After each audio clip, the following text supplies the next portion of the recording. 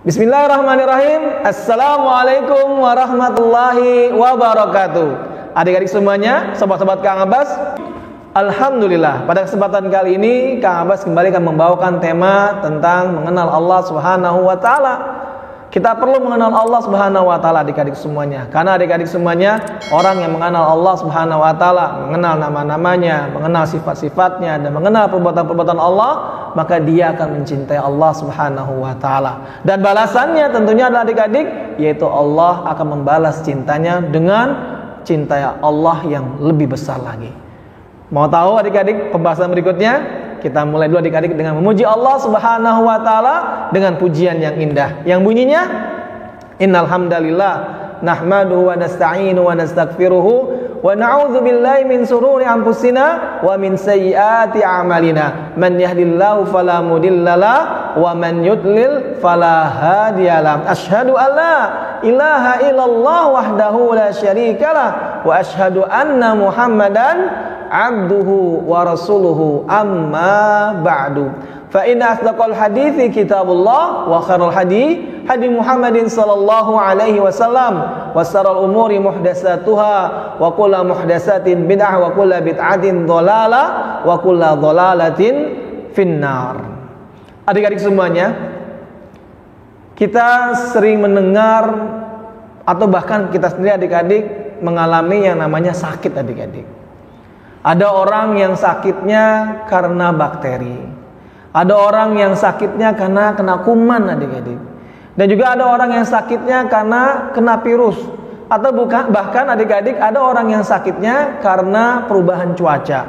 Kadang ada orang yang sakit adik-adik, dia karena dari musim dingin ke musim panas, perubahan itu tersebut membuat dia menjadi sakit.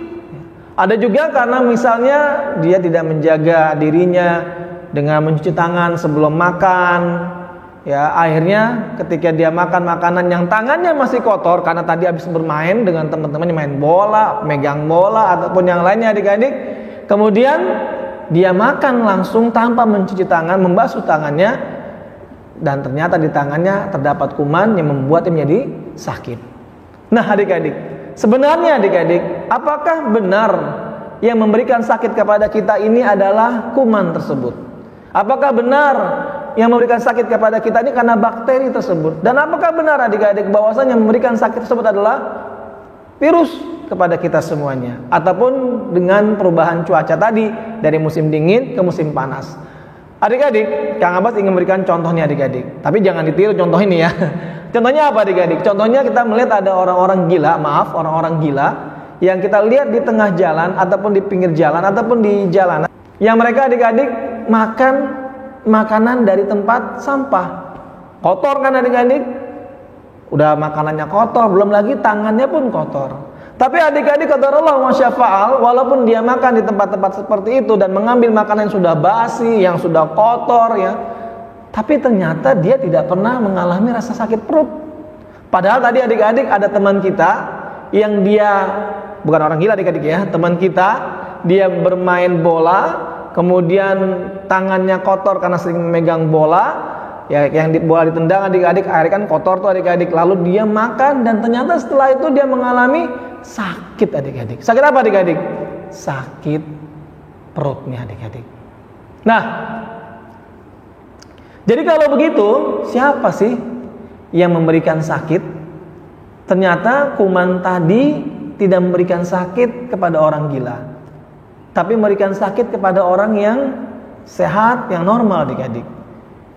Lalu siapa sebenarnya adik-adik yang memberikan sakit tersebut adik-adik?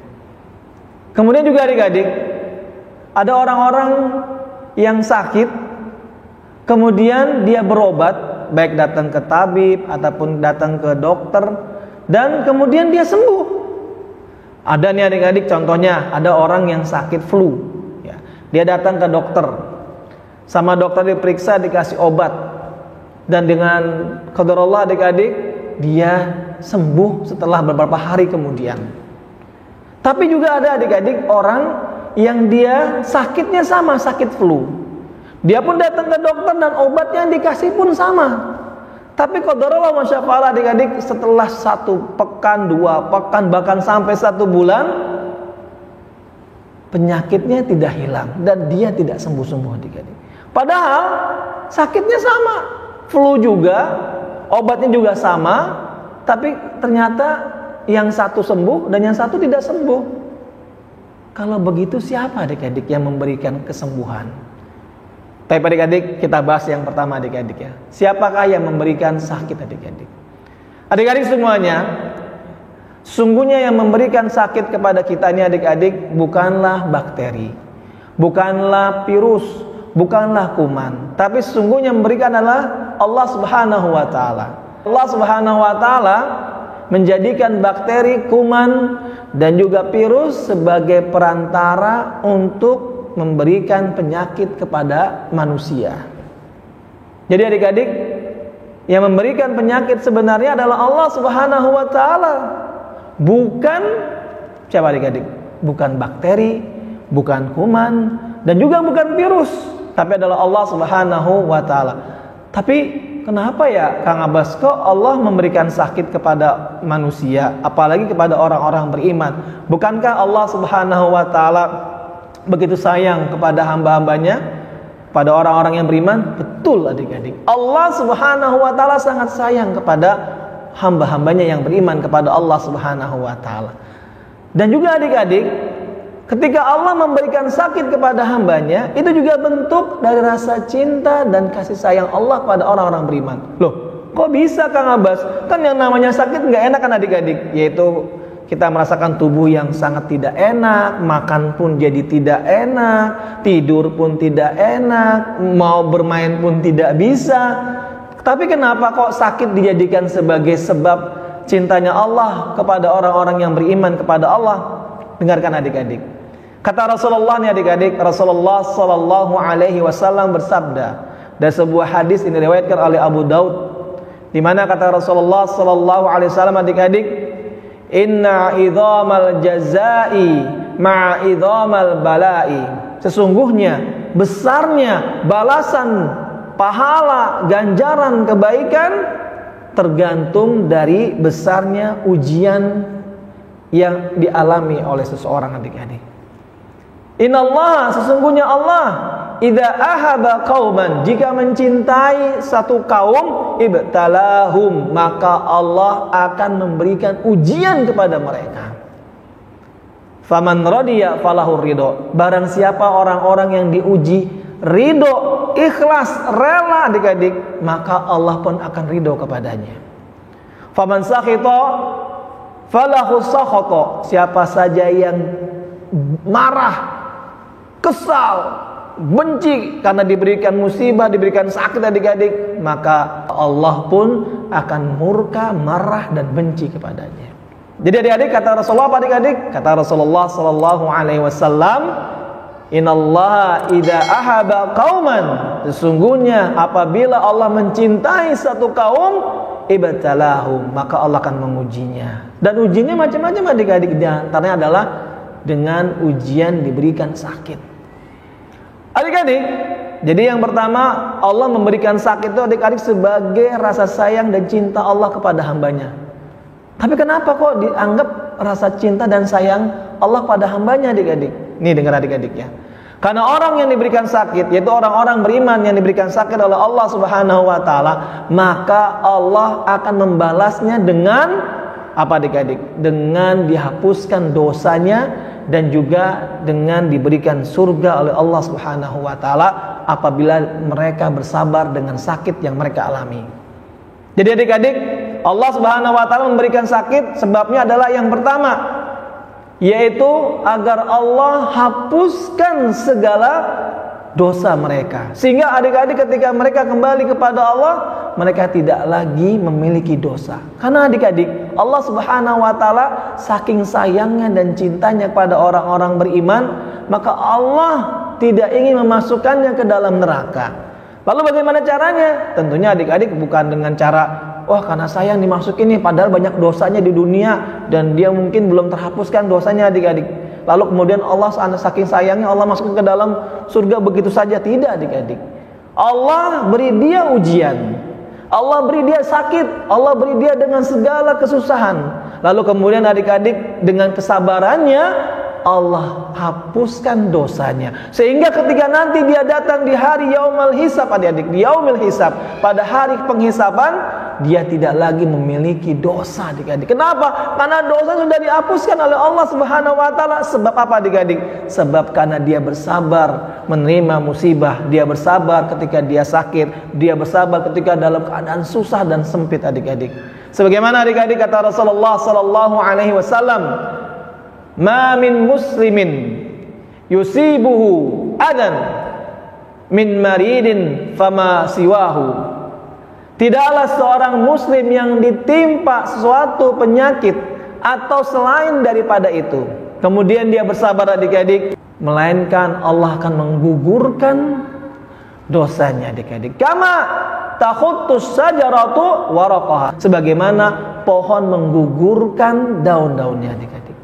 Lihat, adik-adik, hadis yang diriwayatkan oleh Bukhari dan Muslim ini, adik-adik, menjelaskan kepada kita semuanya bahwasanya Rasulullah SAW mengabarkan kepada kita, adik-adik, Allah Subhanahu wa taala memberikan sakit kepada orang-orang beriman, ataupun selain sakit berupa musibah dan lain sebagainya, adik-adik, kehilangan harta, kehilangan sepeda, kehilangan kendaraan, kehilangan uang, adik-adik, lalu dia bersabar, kecuali Allah akan menggugurkan, adik-adik, dengan sebab penyakit tersebut. Apa, adik-adik? Sayyiatihi, yaitu dosa-dosanya. Kama, sebagaimana takhuttus sajaratu waraqaha, sebagaimana pohon menggugurkan daun-daunnya, adik-adik. Subhanallah, adik-adik.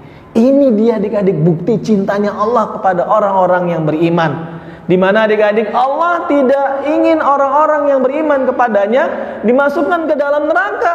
Tapi bagaimana caranya agar dia tidak masuk neraka? Maka Allah uji dia dengan berbagai macam ujian. Berupa sakit, berupa musibah, berupa kesusahan, berupa kesempitan, berupa ketakutan, dan lain sebagainya, adik-adik. Lalu kemudian dia bersabar dengan hal tersebut, dengan ujian yang Allah berikan tersebut. Maka dengan sebab kesabaran tersebut, adik-adik, Allah hapuskan dosa-dosanya, sehingga dia kembali kepada Allah tanpa membawa dosa. Dan akhirnya Allah masukkan dia ke dalam surganya. Masya Allah, adik-adik, ya. Itu yang pertama, adik-adik. Yang kedua, adik-adik, kenapa Allah menguji hambanya dengan sakit? Karena adik-adik, selain Allah ingin menghapuskan dosa-dosanya, juga agar nanti kelak mereka mendapatkan balasan yang tertinggi, yaitu balasannya adalah adik-adik, surganya Allah Subhanahu wa taala.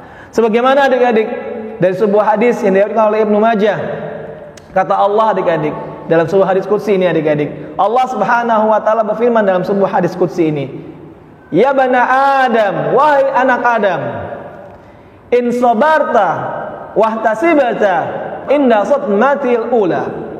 Wahai anak Adam, apabila engkau bersabar dan mengharapkan ganjaran pahala ketika pertama kali datangnya musibah, penyakit kepadamu, lam arada sawaban dunal jannah, tidaklah aku ridho dengan ganjaran pahala semata kecuali dengan memberikan surga. Tuh, adik-adik, subhanallah, adik-adik. Kata Allah, adik-adik, ketika Allah berkata kepada anak-anak Adam, siapakah anak-anak Adam, adik-adik? Kita semua, seluruh manusia adalah anak-anak Adam. Kemudian kata Allah Subhanahu wa taala, apabila engkau bersabar dan juga mengharapkan ganjaran pahala ketika datangnya musibah, penyakit kepadamu, tidaklah aku ridho pahala bagimu kecuali, adik-adik, yaitu melainkan dengan surga. Jadi, adik-adik, Allah Subhanahu wa taala memberikan ganjaran tidak hanya pahala, tapi Allah memberikan ganjaran dengan surga, dan juga sebagai bentuk keridhoannya Allah Subhanahu wa taala kepada manusia yang mereka bersabar dan mengharapkan ganjaran pahala ketika datangnya musibah, adik-adik. Itu dia, adik-adik. Nah, adik-adik, jadi jelas, adik-adik, ya, bahwasanya penyakit datang dari Allah Subhanahu wa taala. Kalau penyakit itu datang dan menimpa kepada orang-orang beriman, maka itu adalah ujian buat orang-orang yang beriman, adik-adik. Yang maksudnya adalah Allah akan menghapuskan dosa mereka, dan kemudian Allah masukkan mereka ke dalam surganya Allah Subhanahu wa taala. Adapun apabila sakit musibah yang menimpa orang-orang yang kafir, yang tidak beriman kepada Allah, maka itu merupakan azab dari Allah Subhanahu wa taala. Adik-adik, orang-orang kafir itu diazab 2 kali adik-adik, di dunia dan di akhirat. Kalau seandainya mereka tidak beriman kepada Allah sebelum matinya, maka dia akan diazab kembali di dalam akhirat. Tapi kalau mereka beriman kepada Allah, mereka masuk Islam adik-adik, lalu beriman kepada Allah Subhanahu wa taala, dosanya yang sudah lalu sebelum masuk Islam dihapuskan oleh Allah Subhanahu wa taala. Sehingga ketika dia meninggal adik-adik, saat dia mengucapkan kalimat syahadat lalu dia meninggal, maka Allah akan masukkan dia ke dalam surga. Kenapa adik-adik? Karena dosa sudah dihapuskan oleh Allah Subhanahu wa taala. Itulah bentuk rasa sayang dan cintanya Allah Subhanahu wa taala kepada orang-orang yang masuk Islam dari orang-orang kafir. Jadi adik-adik, kalau kita sakit, kalau kita ditimpa musibah, maka ketahuilah adik-adik, yang memberikannya adalah Allah Subhanahu wa taala. Kalau Allah yang memberikannya, tentu Allah pula yang bisa menghentikannya adik-adik. Maka ketika itu jangan cari cara yang lain. Jangan minta kepada yang lain untuk menghentikan apa yang menimpa kita. Baik musibah, baik sakit, ataupun yang lainnya adik-adik. Kita jangan datang ke dukun ataupun ke tempat yang lain yang diyakini bisa menyembuhkan kita adik-adik. Sesungguhnya adik-adik, semua itu adalah tipu daya setan dan iblis adik-adik, yang ingin menipu manusia agar manusia tersesat dari jalan Allah Subhanahu wa taala. Maka ketika kita sakit, ketika kita ditimpa musibah, kita tahu Allah yang memberikan penyakit, dan kita tahu pula adik-adik bahwasanya Allah pula yang akan menghilangkannya, maka kita minta kepada Allah Subhanahu wa taala dan kita mohon pertolongan kepada Allah Subhanahu wa taala. Tapi adik-adik semuanya, itu pembahasan yang pertama. Adapun pembahasan yang kedua, siapakah yang memberikan kesembuhan dari sakitnya kita? Karena adik-adik, ada orang yang diberikan sakit yang sama, obat yang sama, ternyata tidak sembuh. Lalu siapakah sebenarnya yang memberikan kesembuhan tersebut? Apakah obat, apakah dokter, apakah tabib, apakah obat herbal seperti madu atau habatus sauda ataupun air zam-zam yang kita tahu adik-adik bisa memberikan apa saja yang kita inginkan. Pembahasannya nanti adik-adiknya pada kajian berikutnya, pada video berikutnya. Dari Kang Abbas cukup sekian adik-adik. Mudah-mudahan apa yang Kang Abbas sampaikan bermanfaat buat adik-adik semuanya, dan juga buat Kang Abbas terutama. Dan Kang Abbas mohon maaf jika ada kata-kata Kang Abbas yang salah, ataupun hadis yang salah terucap, ataupun yang lainnya adik-adik. Itu disebabkan karena masih dangkalnya ilmu Kang Abbas, dan memohon kepada Allah Subhanahu wa taala agar Allah Subhanahu wa taala terus memberikan ilmu kepada Kang Abbas yang bermanfaat buat Kang Abbas, buat keluarga Kang Abbas, buat adik-adik, buat sobat-sobat semuanya, dan buat yang mendengarkan video kajian ini adik-adik semuanya. Akhir kalam, Kang Abbas tutup dengan doa kafaratul majelis. Subhanaka Allahumma wa bihamdika asyhadu alla ilaha illa anta astaghfiruka wa atubu ilaik. Wassalamualaikum warahmatullahi wabarakatuh.